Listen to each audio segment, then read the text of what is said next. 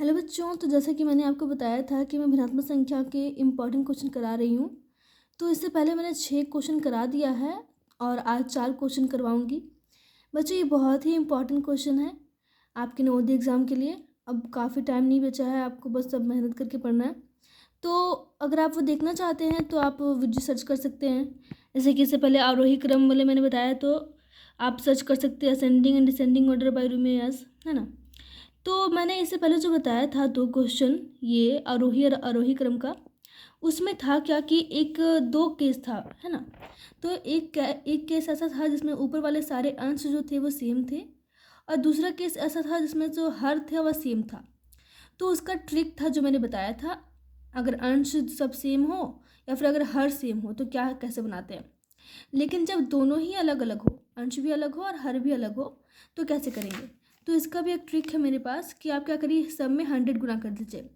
3/4 में 100 गुना कर दीजिए, 5/6 में 100 गुना कर दीजिए, 7/8 में 100 गुना कर दीजिए। ये सवाल ऋणात्मक संख्या का है और आया हुआ सवाल है नवोदय में। इसको बोल रहा है कि इसे आप घटते हुए क्रम में लिखें। घटते हुए क्रम मतलब समझ रहे हैं ना, सबसे बड़ा फिर छोटा फिर छोटा, मतलब कि घट रहा है।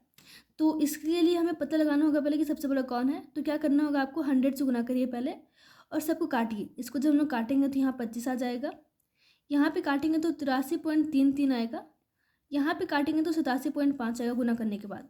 अब देख लीजिए कि ये सब में से ज़्यादा कौन है, ज़्यादा तो यही वाला है, इसका मतलब यही ज़्यादा हो गया, तो सबसे बड़ा यही हो गया, है ना। इसके बाद फिर ये बड़ा होगा, फिर ये इससे छोटा हुआ। तो हमें लिखना है घटते हुए क्रम में सबसे बड़ा ये, फिर ये, फिर ये। तो 7/8, 5/6, 3/4, ये आपका हो जाएगा क्या आंसर, ठीक है। इसका अगला क्वेश्चन जो है, ये कौन सा भिन्न बड़ा है, ये भी इम्पोर्टेंट है, ये भी आया हुआ है। तो कैसे बनाइएगा, आप पॉइंट में ज़्यादातर कर लीजिएगा तो आपको पता चल जाएगा। जैसे कि देखिए 3 3 9 1 10/3, यहाँ 33/10, यहाँ 333/100। तो इससे हम लोग अगर पॉइंट में कर ले या फिर भागा दे दे, तो देखिए अगर यहाँ पे हम लोग करते हैं, इसे भागा देते हैं तो 3.3333 आता ही जाएगा।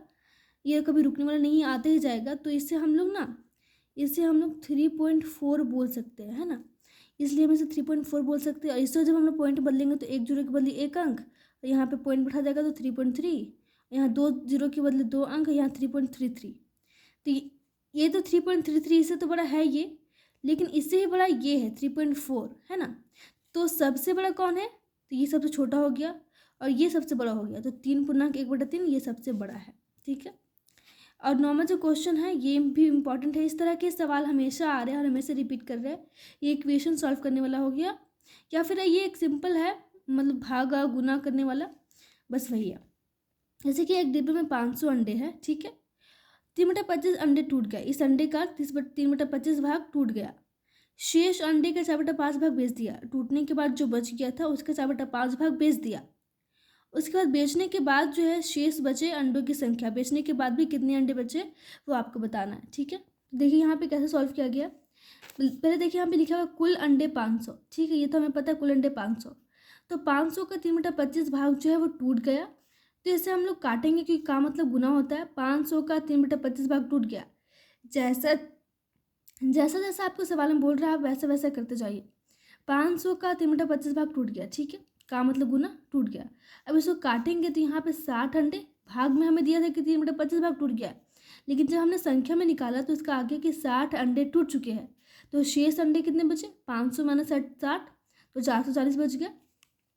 तो क्या है कि शेष बचे अंडों का 4/5 भाग बेच दिया।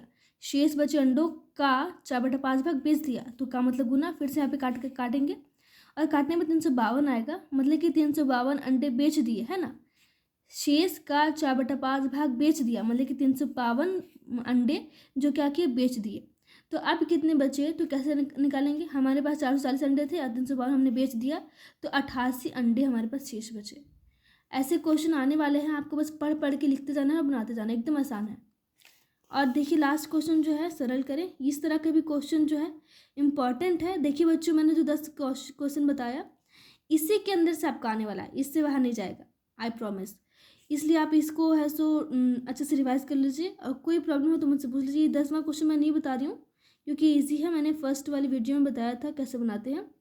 इसको आप बनाकर आंसर कमेंट में बताइए, फिर मैं आपको बताऊँगी कि आपका सही है फिर गलत है। अगर कुछ ऐसा होगा तो फिर मुझसे पूछिएगा, ठीक है। इसके बाद हम लोग अगला चैप्टर करने वाले हैं, क्योंकि हम लोग का संख्या ये भिन्नात्मक संख्या हो गया है और संख्या पद्धति भी हो गया। अब हम लोग आगे चैप्टर करेंगे, ठीक है ना। Thank you.